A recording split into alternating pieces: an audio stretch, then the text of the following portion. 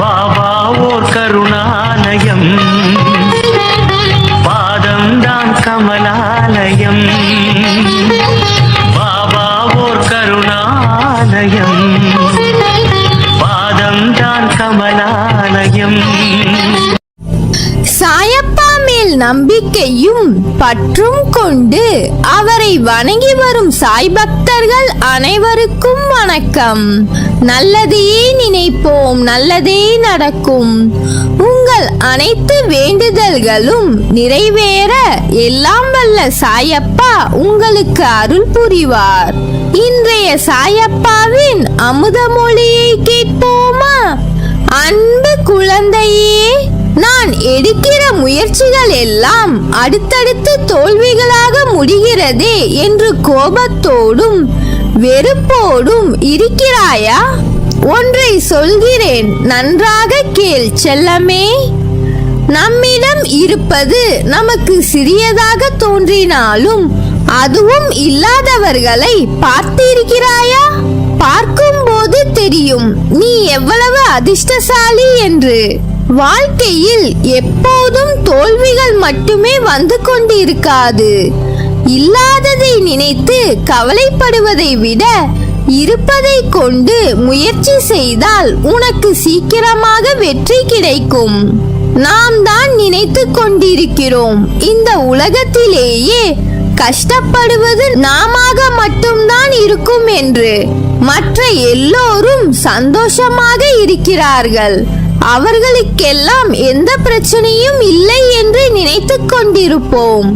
ஆனால் அவர்கள் நம்மை விட பெரிய அளவிலான பிரச்சனையில் துவண்டு கொண்டிருப்பார்கள். அது நமக்கு தெரிவதே இல்லை. அதற்கு எடுத்துக்காட்டாக உனக்கு ஒரு கதையை சொல்கிறேன் கேள். ஒரு ஊரில் விறகு வெட்டி ஒருவர் இருந்து வந்திருக்கிறார். அவர் அன்றைய பொழுது வெட்டும் விறகுகளை விற்றால் தான் அவருடைய வீட்டில் சாப்பாடு.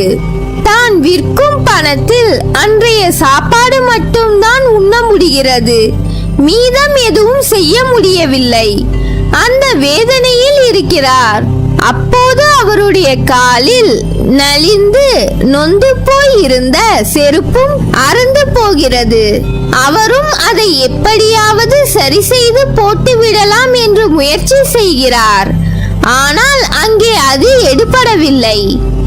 அங்கு தைப்பதற்கு கூட எந்த இடமும் இல்லை.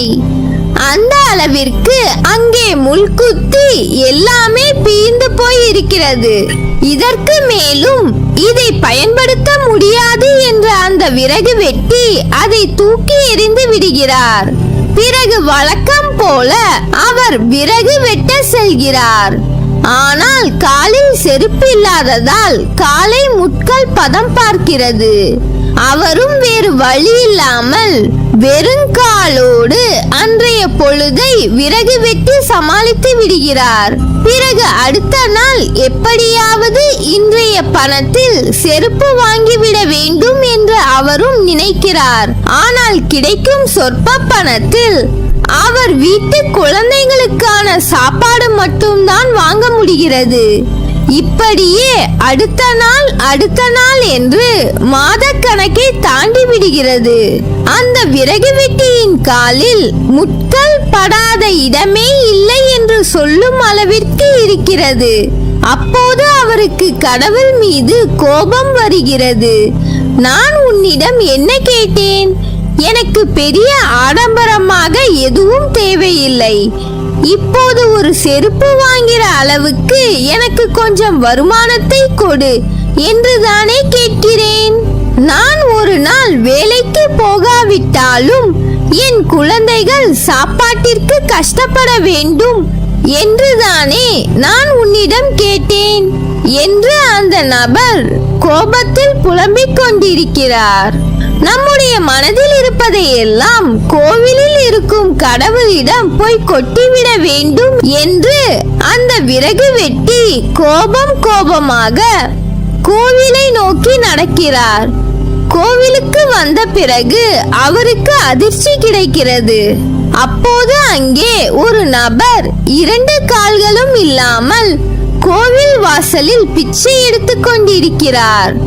அப்போதுதான் அவருடைய மனதில் தோன்றியிருக்கிறது, நமக்கு காலில் செருப்பில்லை என்று இங்கே கடவுளிடம் சண்டை போட வந்திருக்கிறோம். ஆனால் இங்கே இருக்கும் நபருக்கு 2 கால்களும் இல்லை என்று யோசித்து இருக்கிறார். அதற்கு பிறகுதான் அவருக்கு புரிகிறது, நம்மிடம் இருக்கும் பொருள் நமக்கு சிறியதாக இருந்தாலும் வேறு ஒருவருக்கு அதுவே பெரியதாக இருக்கிறது என்பது. இந்த நிலையில் அடுத்த நாள் மீண்டும் அந்த விறகு வெட்டி வழக்கம் போல வேலைக்கு செல்கிறார். ஆனால் இப்போது அவருடைய கால்களில் குத்தும் முட்கள் அவருக்கு வலிக்கவே இல்லை. எப்படியும் சில நாட்களில் நான் இந்த கஷ்டத்தில் இருந்து மீண்டு வருவேன், அதற்கான முயற்சியில் வலியோடு இருந்தாலும் சரி தீவிரமாக முயற்சி செய்வேன் என்று அவர் தன்னுடைய வேலையை பார்த்து கொண்டே இருந்தாராம்.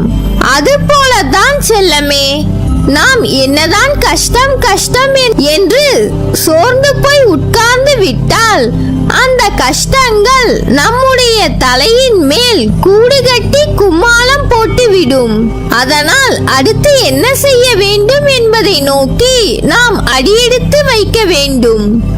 இனியும் நீ கஷ்டப்பட மாட்டாய், ஏனென்றால் இன்றுடன் உன் கஷ்டங்கள் முடிந்தது.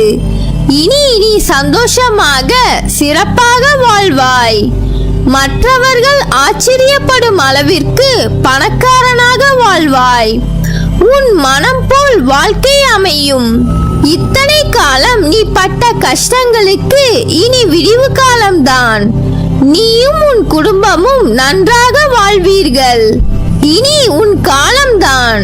வாழ்க்கையில் நிம்மதி, வெற்றி, சந்தோஷம் என எல்லாம் உனக்கு இனிமேல் தென்றலாய் உன்னை சிலிர்க்க வைக்கப் போகிறது.